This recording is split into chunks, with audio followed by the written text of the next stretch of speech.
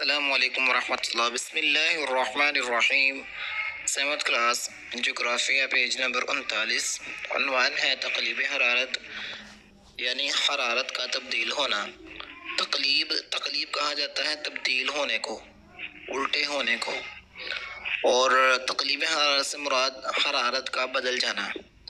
تو جیسا کہ یہ تصویر میں بھی آپ کو دکھائی دے رہا ہے کہ نیچے سے سطح زمین سے سیدھا بالکل اوپر بلندی کی طرف جو سفیئرز ہیں ان کا جو درجہ حرارت ہے وہ سیم نہیں ہے، وہ ایک جیسا نہیں ہے، بلکہ جیسے جیسے بلندی پہ چلتے جائیں گے سردی بڑھتی جائے گی، یعنی درجہ حرارت کم ہوتا جائے گا۔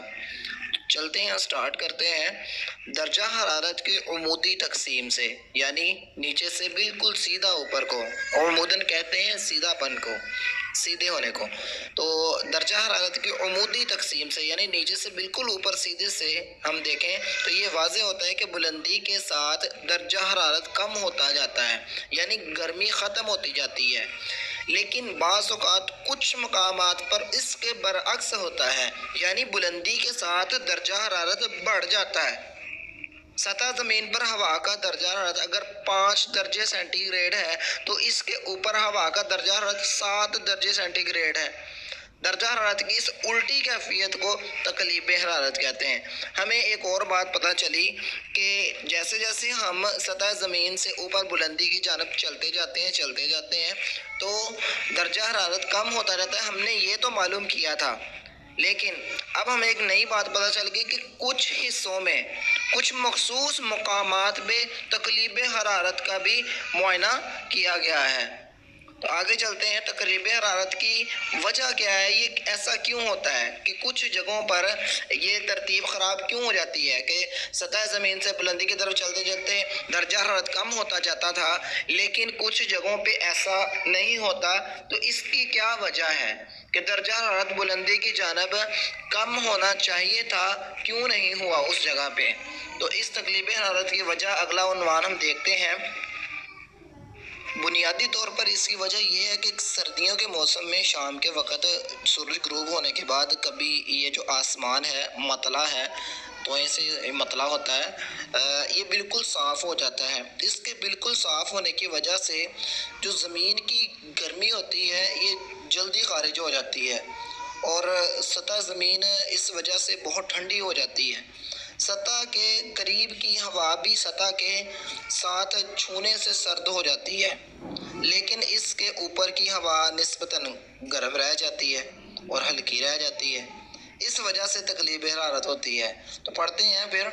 تقلیب حرارت کی وجہ یہ ہوتی ہے کہ بعض اوقات موسم سرما میں غروب آفتاب کے بعد مطلع بالکل صاف ہو جانے کی وجہ سے زمین کی گرمی جلد خارج ہو جاتی ہے اور سطح زمین کافی سرد ہو جاتی ہے۔ سطح کے قریب کی ہوا بھی سطح کے ساتھ چھونے سے سرد ہو جاتی ہے، لیکن اس کے اوپر کی ہوا نسبتاً گرم اور ہلکی رہ جاتی ہے۔ درجہ حرارت کی افقی تقسیم۔ اب یہ جو تقسیم ہے اس کو کیسے ڈیوائیڈ کیا گیا ہے، اس کو ہم نے سمجھنا ہے۔ استوائی خطے میں، یہ آپ نے 6 کلاس میں پڑھا ہے کہ استوائی خطہ یہ جو ہوتا ہے اس کے بارے میں آپ نے پڑھا ہوا ہے۔ استوائی خطے میں سارا سال درجہ حرارت زیادہ رہتا ہے اور خوب گرمی پڑتی ہے۔ اوسط درجہ حرارت 32 سینٹی گریڈ کے قریب رہتا ہے۔ اس کے برعکس قطبی علاقوں میں شدید سردی پڑتی ہے۔ یہ قطبین 2 ہوتے ہیں، یہ قطب شمالی اور قطب جنوبی۔ قطبین میں شدید سردی پڑتی ہے اور درجہ حرارت نقطہ انجماد سے بھی کم رہتا ہے۔ سطح زمین پر درجہ حرارت اس غیر مساوی تقسیم کو درجہ حرارت کی افقی تقسیم کہا جاتا ہے۔ اگلے پیج پہ اس کی وضاحت آ جاتی ہے۔ سطح زمین کو درجہ حرارت کی افقی تقسیم کی بنا پر 3 منطقوں میں تقسیم کیا جاتا ہے۔ اصل میں منطقہ کہتے ہیں وہ فرضی خط جو زمین کے چاروں طرف کھینچا ہوا ہے، وہ فرضی خط جو زمین کے چاروں طرف کھینچا ہوا ہے۔ مثال کے طور پہ ہم نے فرضی طور پر ایسے خط کھینچ دیے کہ ہم گرمی اور سردی کو سمجھانے کے لیے، اس زمین پر موسم کی کیا کیفیت ہے اس کو سمجھنے کے لیے ہم نے ایک تصویر بنائی زمین کی اور اس کے اوپر فرضی ایسے خط کھینچ دیے، لائنیں کھینچ دی، اور ہم نے اس کو کہہ دیا کہ یہ فرضی خطوط ہیں، تاکہ ہمیں پتہ چل سکے، سمجھا سکیں ہم بچوں کو کہ کس حصے میں موسم کیسا ہے۔ ان کو اس لیے فرضی خطوط کہہ دیے جاتے ہیں کیونکہ یہ قدرتی طور پر اللہ نے نہیں لگائے ہوئے ہیں۔ ہاں، موسم اللہ نے گرم اور ٹھنڈا کیا ہوا ہے۔ اس موسم کو، گرم اور ٹھنڈے کو سمجھنے کے لیے ہم نے فرضی خطوط کھینچ دی ہیں تاکہ ایڈریس کے طور پر ہمارے بچوں کو یہ پتہ چل سکے کہ بات کس طرح سمجھنی ہے۔ جی، تو منطقے جو ہیں وہ بنیادی طور پر منطقے جو ہیں وہ 3 ہیں: منطقہ حارہ، نمبر 2 منطقہ معتدلہ، اور منطقہ باردہ۔ جو حارہ ہوتا ہے یہ حرارت سے ہے، حرارت کہتے ہیں گرمی کو، اور جو منطقہ معتدلہ ہے یہ اعتدال سے ہے، نہ گرمی نہ سردی، اور منطقہ باردہ کہتے ہیں ٹھنڈ کو، تو اس لیے یہ تیسری قسم اس کی باردہ ہوگی۔ تو آپ نے ان تینوں کو اسی طرح سے یاد کر لینا ہے کہ منطقہ حارہ ایک گرم خطہ ہے جو خط استوا کے دونوں جانب شمال میں خط سرطان اور جنوب میں خط جدی تک پھیلا ہوا ہے۔ یہ اگلے پیج پہ دیکھیں، یہ آپ کو منطقہ حارہ دکھائی دے رہا ہے۔ استوا کے آپ اوپر نیچے دیکھیں، منطقہ حارہ۔ جی، تو آگے چلتے ہیں۔ منطقہ معتدلہ: نصف کرہ شمالی میں خط سرطان سے دائرہ قطب شمالی اور نصف کرہ جنوبی میں خط جنوبی سے دائرہ قطب شمالی میں تک پھیلا ہوا ہے۔